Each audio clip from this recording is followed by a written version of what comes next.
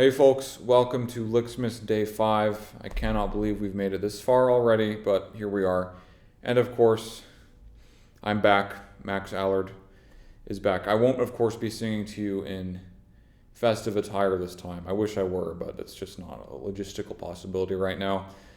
But I do have a lick to bring you, and of course a lesson on that lick. So hopefully that's enough for today. Here's lick number 5 on day 5.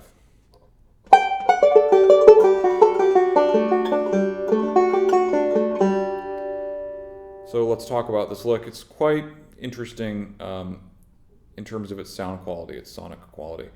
I'll talk theoretically a little bit about this. The way I think about it, or really if I were to analyze it honestly, we're in the context of G, but we have no major third, we have no B. So it's a suspended sound, as for those of you who haven't heard that term before might wonder. We just have no major third, and we replace the major third with either a second or a fourth. In this case, a second. So that's the A. And another interesting way to look at this is we have all the notes of a D major triad. Right? D, A, and F sharp with the G. So I think it's maybe not the most helpful to do a chord analysis, because you could say all kinds of goofy stuff like, oh, it's polychordal, it's G sus whatever over a D major. It's really, I think what I want to stress today is the idea of a note collection. Feels like I'm back in oral skills at school. My anxiety is already raising just saying stuff like that, but it's maybe the best way to look at it. It's a collection of notes, and those notes happen to be in an ambiguous harmonic territory that shares qualities with D major and G major. And you'll find the more that you study harmony, where I'm trying to find the best way to articulate this. Harmonies that are intervallically far apart tend to have not a dissonant sound, but a very it's not necessarily consonant, but a very harmonically open sound. If you've ever heard, famous, I shouldn't say famous, but well-known, often used guitar voicings for suspended chords. A little out of tune there. It's this, wide open, almost pastoral, or some might say, primitive sound. It's just, it doesn't exist with what we would call functional harmony, major and minor, and cadences, cadential, all the stuff we learned when we study European classical music.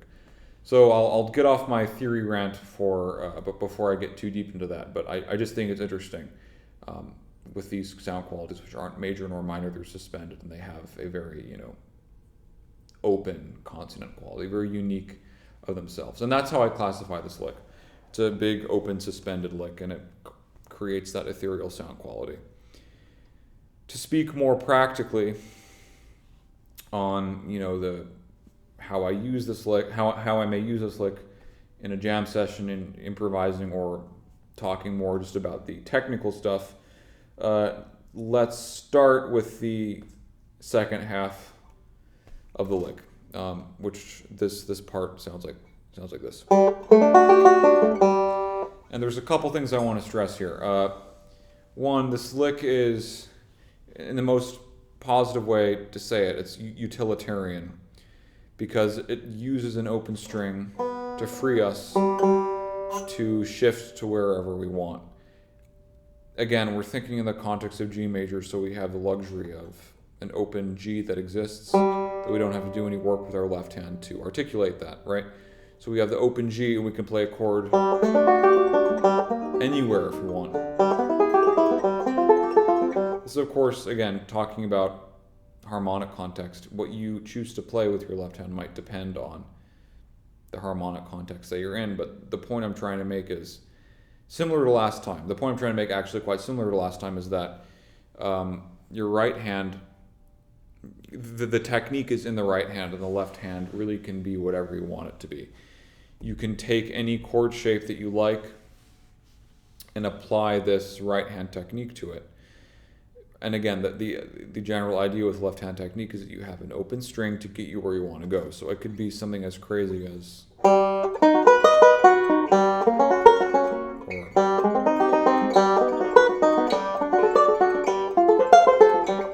hopefully that's somewhat interesting, because I'm just using my open string as a bass that as a bass that I always oscillate back and forth from and always return to. But it's in so doing, I have the freedom of being able to play sort of whatever chord that I want, because why not, I guess. But it depends on the context. Again, I'm not saying don't be tasteful, but experiment with that. Experiment with chord voicings that you like and moving them around while keeping the right hand technique as written. The other thing you can do with this part of the lick is substitute the open third string for the fretted note, for what that note would be fretted. So that's the fourth string, 5th fret. If you think about a lot of the classic bluegrass vocabulary, stuff that Earl Scruggs did for backup, some of you have probably heard this, like. And this lick is very cool because we use 3 different inversions of G. You might be thinking, Max, why are you bringing up a totally different lick? Well, it's related because we're actually dealing with 2 different positions here if we play it like this. Again, we had this lick. And if we're playing it with a closed fretted, if we're playing the first note closed and fretted instead of open, we have a similar predicament where, I shouldn't call it a predicament. We have a similar situation where we're dealing with 2 different positions that we have to shift back and forth from. Right, the classic, as I just mentioned, the classic Earl Scruggs backup stuff. That kind of stuff. You're switching back and forth between 2 positions. And if you did this without the fretted note, you kind of lose some of the slidey quality of this. And I think this is important because, I think the important thing to say is you get a totally different effect from fretting it. There's not a hierarchy that I'm trying to state here of using open string versus fretted string, but an interesting thing here is that they both have very different aesthetic qualities that they bring. The open string provides a very clean cut to wherever you want to go, but the closed fretted position provides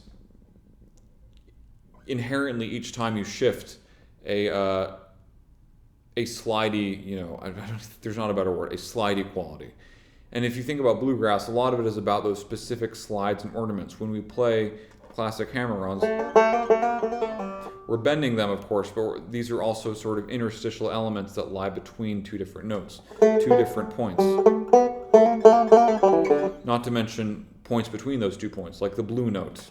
Like when we hear the classic bluegrass vocabulary, where we're playing slides, we're bending to get, those micro tones between 2 separate notes, between the minor third and major third. So all that is to say, there is this sort of, I'm not sure interstitial is the right word, but this connecting of the dots, that we see in bluegrass all over the place, that I think is stylistically intrinsic and stylistically really important, that we might want to preserve here. And so if we played the last couple measures of this lick only closed, maybe that D shape is not the best example, but we can take the same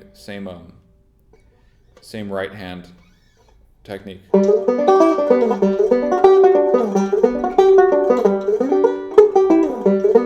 You see, suddenly we have this bluegrassy, banjoistic sliding quality.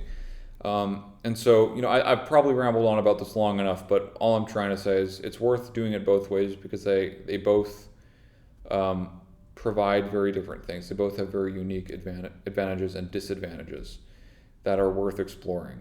To summarize again, open string gives you a clean cut to travel wherever you want. You can very smoothly go from point A to point B without having to worry about economy of motion. And then you have the fretted version, where you get the very stylistic slide quality of bluegrass. Not to mention that you also get the sort of the exercise of going back and forth between two positions, which is also very important. Lastly, going on to the first half, trying to think how much I want to actually talk about this. I mean, firstly, the shape. This might be a bit awkward for those of you who are wondering. You can play this two ways. You can thumb wrap around to the 16th fret, or you can just bring your ring finger over.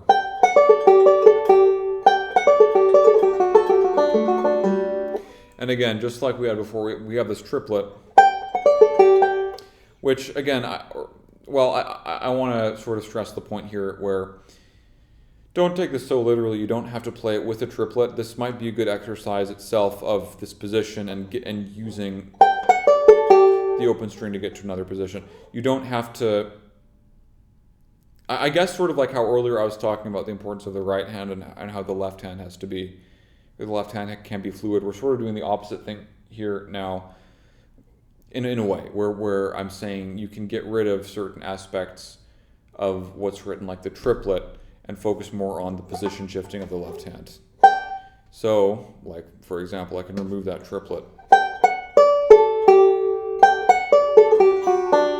Sorry.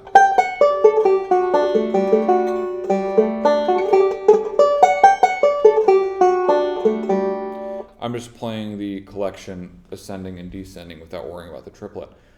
Is this important? Well, maybe it isn't important to you, but I think it was important to mention because breaking apart the actual contents of the notes, I guess, like breaking apart the actual notes of this lick from the way that I wrote it is important to understand, because we don't want to be locked into playing this one way. We don't want to be locked into playing this only with the triplet characteristic that I wrote. It's certainly, there's a lot you can do with those triplets, but I also think being able to play the collection just straight out descending is also incredibly important. I'm trying to think if there's anything else I want to mention that I left out. I think this covers most of what I think is important. Oh yes, one more thing. Going back to sort of the point I made earlier about experimenting with chord shapes. This technique shouldn't be limited only to this G suspended quality I'm talking about. You can do this literal exercise with G minor. You can do it with E flat. I'm sort of thinking loud. Maybe G diminished. And you have to find another way to do that. You understand what I'm saying. We can alter notes one by one and take what is written and being able, basically from knowing what to change to achieve that change, we're able to get that sound. What I'm trying to say is, do go one note at a time. We have G major. Well, we have this G suspended sound, and if you know, oh, I want to get a minor sound, you can just take that A up to the B flat, or the F sharp down to an F to get the natural seventh, or the natural minor seventh.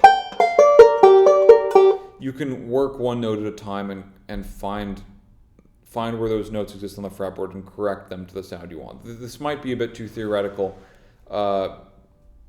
to talk about right now, but all I'm saying is you can take the position and alter it to get another collection.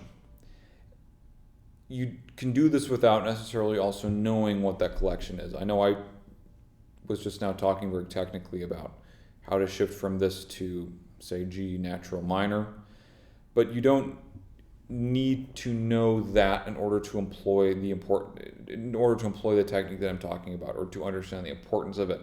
You can just take the shape and get curious and change a note and see how it sounds, right?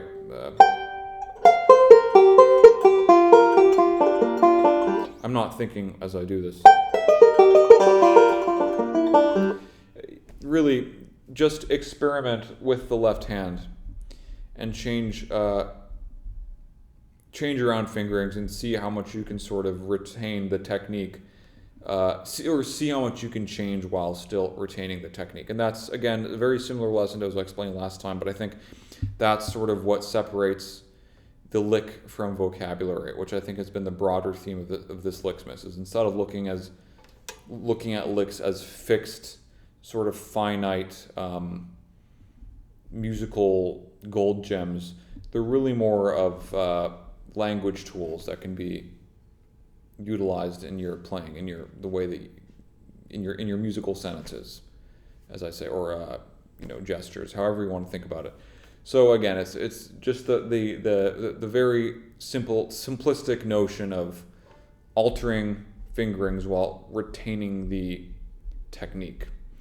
So I hope that makes sense. Please don't hesitate to let me know if you have any questions or if any of what I said didn't make sense. I know I was a little bit rambly today, but hopefully this lesson made some of you learn a thing or two. If you would like more in-depth commentary where I might just be talking about this even more eloquently, go to my Patreon page. As usual, I have the as we're calling now, I guess, the Lickmeister After Hours with the fellow Lickmeisters. Unfortunately, Ricky wasn't there today, but I still had a great conversation with Sam and Cassidy talking about this very lick. And there's Tab on Patreon for free, of course. I feature two of the variations, a modal variation and a G minor / E flat major variation, getting at what I was talking about at the very end. So if you want to see that written out to make all of some of the stuff I said make more sense to you, that might be very beneficial to view. So anyway, yes, you can access those on my Patreon. I hope this all made sense and you had a good time. Tomorrow comes Ricky Meyer. Stay tuned. It's going to be a great time as always. Have a very merry Licksmas. We'll see you on day 6.